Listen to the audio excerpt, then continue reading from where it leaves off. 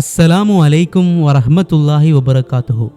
കേരളത്തിലെ മലപ്പുറം ജില്ലയിലെ പൊന്നാനി എന്നൊരു പ്രദേശം. പഴയ കാലത്തിന്റെ ഗൃഹാതുരത്വവും ഇസ്ലാമിക സംസ്കാരത്തിന്റെ ഊഷ്മളതയും നിറഞ്ഞ ഒരു തീരദേശ പട്ടണമാണത്. പള്ളികളിൽ നിന്നുയരുന്ന ബാങ്കിന്റെ ശബ്ദം, മദ്രസകളിൽ നിന്നുള്ള കുട്ടികളുടെ ഖുർആൻ പാരായണം, തെങ്ങിൻ തോപ്പുകൾക്കിടയിലൂടെ ഒഴുകുന്ന കടൽക്കാറ്റ് എന്നിവയെല്ലാം പൊന്നാനിയുടെ ആത്മാവിനെ നിർവചിച്ചു. ഈ പശ്ചാത്തലത്തിലാണ് 38-കാരിയായ ഫാത്തിമ ജീവിച്ചിരുന്നത്. ഒരു മാതൃകാ പ്രൈമറി സ്കൂൾ അധ്യാപികയായി നാട്ടുകാർക്ക് അഭിമാനമായിരുന്നു ഫാത്തിമ. സ്കൂളിലെ കുട്ടികൾക്ക് പാഠങ്ങൾ പകർന്നു നൽകുക മാത്രമല്ല ഫാത്തിമ ചെയ്തിരുന്നത്. വെള്ളിയാഴ്ചകളിൽ പള്ളിയിലെ മഹല്ല് കമ്മിറ്റിയിൽ സ്ത്രീകൾക്കായുള്ള ഖുർആൻ ക്ലാസുകൾ നയിക്കുകയും സമൂഹത്തിന്റെ ധാർമ്മിക മൂല്യങ്ങൾ ഉയർത്തിപ്പിടിക്കുകയും ചെയ്തിരുന്നു ഫാത്തിമ.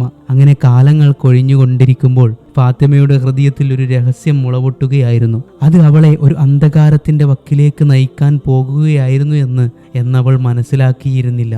പുറമേക്ക് പരിപൂർണമായിരുന്നു ഫാത്തിമയുടെ ജീവിതം. നാട്ടുകാരുടെ കണ്ണിൽ ഒരു മാതൃകയായിരുന്നു ഫാത്തിമ.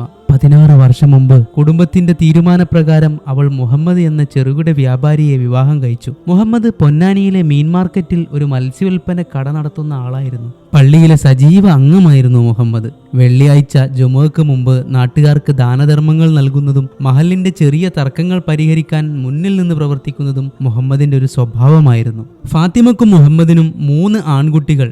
12 വയസ്സുള്ള അബ്ദുൽ റഹ്മാൻ, 10 വയസ്സുള്ള ഇബ്രാഹിം, 8 വയസ്സുള്ള യൂസുഫ്. കുട്ടികൾ സ്കൂളിനു പുറമെ മദ്രസയിൽ ഖുർആൻ പഠിക്കുകയും വൈകുന്നേരങ്ങളിൽ വീട്ടിൽ ഹാഫിളാവാനുള്ള പരിശീലനത്തിൽ മുഴുകുകയും ചെയ്തു. എന്നാൽ ഫാത്തിമയുടെ ദാമ്പത്യ ജീവിതത്തിന്റെ അകം ഒരു ശൂന്യതയാൽ നിറഞ്ഞിരുന്നു. മുഹമ്മദിന്റെ ജോലി തിരക്കും, കടത്തിന്റെ ഭാരവും, കുടുംബത്തിന്റെ സാമ്പത്തിക ഞെരുക്കങ്ങൾ എന്നിവയെല്ലാം അവർക്കിടയിൽ അകലം വർദ്ധിപ്പിച്ചു. രാത്രി വൈകി വീട്ടിലെത്തുന്ന മുഹമ്മദ് ക്ഷീണിതനായി ഉറങ്ങുകയും ഫാത്തിമയുടെ വികാരങ്ങളോ സ്വപ്നങ്ങളോ മനസ്സിലാക്കാൻ ശ്രമിക്കാതിരിക്കുകയും ചെയ്തിരുന്നു. ഫാത്തിമ തന്റെ ഹൃദയത്തിന്റെ വിശപ്പിനെ മറച്ചുപിടിച്ച് മക്കൾക്കും നാട്ടുകാർക്കും വേണ്ടി മാത്രം ജീവിച്ചു. എന്നാൽ ഒരു പൂർവ്വ വിദ്യാർത്ഥി സംഗമം അവളുടെ ജീവിതത്തെ മാറ്റിമറിക്കാൻ പോവുകയായിരുന്നു എന്ന് അവൾ അറിഞ്ഞിരുന്നില്ല. ഒരു ശനിയാഴ്ച ഫാത്തിമ പഠിപ്പിക്കുന്ന സ്കൂളിൽ പൂർവ്വ വിദ്യാർത്ഥി സംഗമം നടന്നു. പഴയ സുഹൃത്തുക്കളും അധ്യാപകരും ഒത്തുചേർന്നപ്പോൾ പൊന്നാനിയിലെ പഴയ സ്കൂൾ മുറ്റത്തിന്റെ ഓർമ്മകൾ വീണ്ടും ഉണർന്നു. ചായക്കടയിലെ ചൂടൻ പരിപ്പുവടകളുടെ മണവും കടൽ തീരത്തെ കൂട്ടുകാരുമൊത്തുള്ള നടത്തവും യൗവനത്തിന്റെ ആവേശവും എല്ലാം അവർ പങ്കുവച്ചു. അവിടെ വെച്ചാണ് ഫാത്തിമ തൻ്റെ സ്കൂൾ കാലത്തെ സുഹൃത്തായ ഷുഹൈബിനെ വീണ്ടും കണ്ടുമുട്ടുന്നത്. ഷുഹൈബ് ദുബായിയിൽ ഒരു ട്രാവൽ ഏജൻസിയിൽ ജോലി ചെയ്ത് അവധിക്ക് നാട്ടിൽ തിരിച്ചെത്തിയവനായിരുന്നു.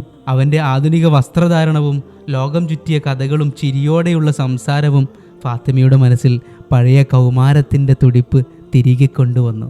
സംഗമത്തിന് ശേഷം ഷുഹൈബ് ഫാത്തിമയുമായി ഫോണിൽ ബന്ധപ്പെട്ടു. തുടക്കത്തിൽ അത് പഴയ ഓർമ്മകൾ പങ്കുവെക്കലായിരുന്നു. എന്നാൽ ദിവസങ്ങൾ കടന്നു പോകെ അവരുടെ സംഭാഷണങ്ങൾ ആഴമേറിയതായി. ഫാത്തിമ തൻ്റെ ജീവിതത്തിന്റെ ശൂന്യതയെക്കുറിച്ച് ഷുഹൈബിനോട് തുറന്നു പറയാൻ തുടങ്ങി. ഷുഹൈബ് അവളുടെ വേദന മനസ്സിലാക്കി അവൾക്ക് ഒരു പുതിയ ജീവിതം വാഗ്ദാനം ചെയ്തു. പക്ഷേ ആ ജീവിത വാഗ്ദാനത്തിൽ ഒരു വലിയ കുഴപ്പമുണ്ടായിരുന്നു. നിന്റെ മക്കൾ ഇല്ലെങ്കിൽ നിന്നെ എൻ്റെ ജീവിതത്തിലേക്ക് സ്വീകരിക്കാം എന്നാണ് ഷുഹൈബ് പറയുകയുണ്ടായത്. ഒരു രാത്രി ഫോണിലൂടെയാണ് അവനിത് പറഞ്ഞത്. ആ വാക്കുകൾ ഫാത്തിമയുടെ മനസ്സിൽ ഒരു കനൽ പോലെ കിടന്നു. ഫാത്തിമയുടെ മനസ്സ് ഷുഹൈബിന്റെ വാഗ്ദാനങ്ങളിൽ ആടിയുലഞ്ഞു. ഇസ്ലാമിക മൂല്യങ്ങളിൽ വളർന്ന അവൾ തൻ്റെ പ്രണയം പാപമാണെന്ന് അറിഞ്ഞിരുന്നു. എന്നാലും മുഹമ്മദുമായുള്ള ദാമ്പത്യത്തിന്റെ തണുപ്പും ഷുഹൈബിന്റെ വാക്കുകളുടെ മാസ്മരികതയും മാജിക്കും അവളെ ഒരു ഇരുണ്ട തീരുമാനത്തിലേക്ക് നയിച്ചു. തൻ്റെ 3 മക്കൾ അബ്ദുൽ റഹ്മാൻ, ഇബ്രാഹിം, യൂസുഫ് തൻ്റെ പുതിയ ജീവിതത്തിന് തടസ്സമാണെന്ന് അവൾ ഉള്ളിൽ വിശ്വസിച്ചു. 2025 മാർച്ച് 27 പൊന്നാനിയിലെ ഒരു രാത്രി ഫാത്തിമ ഒരു ഭയാനകമായ തീരുമാനമെടുത്തു. തൻ്റെ ഭർത്താവ് മുഹമ്മദ് മീൻ മാർക്കറ്റിലേക്ക് ജോലിക്ക് പോയിരുന്നു.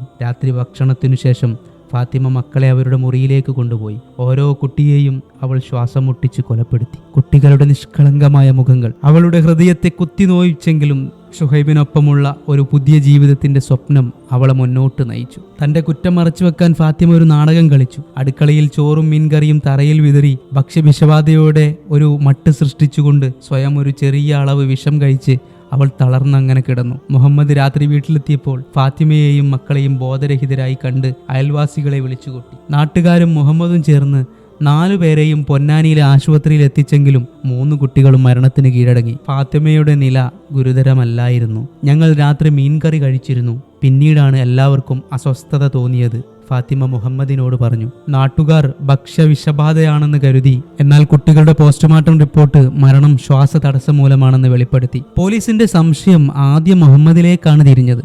എന്നാൽ അവന്റെ മൊഴികളിൽ നിന്ന് ഒരു തുമ്പും ലഭിച്ചില്ല. ഫാത്തിമ ആശുപത്രിയിൽ സുഖം പ്രാപിച്ചപ്പോൾ പോലീസ് അവളെ ചോദ്യം ചെയ്തു. തുടക്കത്തിൽ അവൾ കുറ്റം നിഷേധിച്ചു. എന്നാൽ പോലീസിന്റെ തുടർച്ചയായ ചോദ്യങ്ങളും ഷുഹൈബുമായുള്ള അവളുടെ ഫോൺ സംഭാഷണങ്ങളുടെ രേഖകളും ഫാത്തിമയെ കുരുക്കിലാക്കി. ഒടുവിൽ അവൾ കുറ്റം സമ്മതിച്ചു.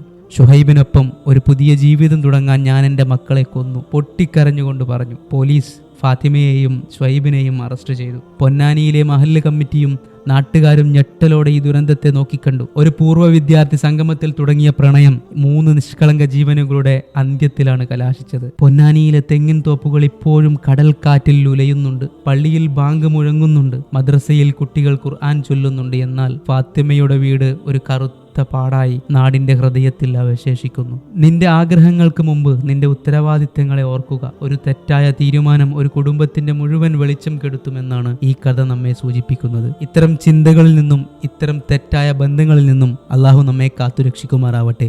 ആമീൻ യാ റബ്ബൽ ആലമീൻ.